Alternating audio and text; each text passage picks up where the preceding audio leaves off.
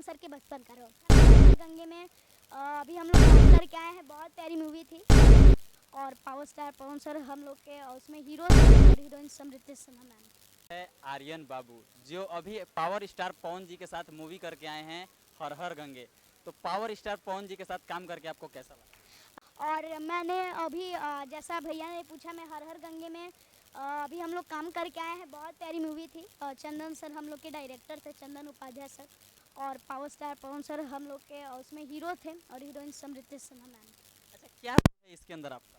उसमें मेरा बचपन का रोल है, मतलब पवन सर के बचपन का रोल। कैसा लगा पावर स्टार पवन जी के साथ काम करके?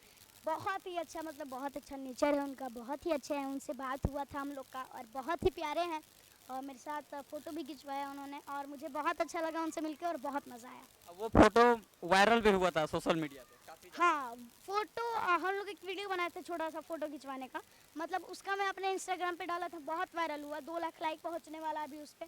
तो बहुत बहुत थैंक यू। और हमने उनके साथ मूवी किया पवन सर के साथ और बहुत अच्छा लगा। अच्छा, आर्यन बाबू अभी बहुत सारे मूवी कर रहे हैं, अभी लगभग कितने मूवी ये कर चुके हैं? 11।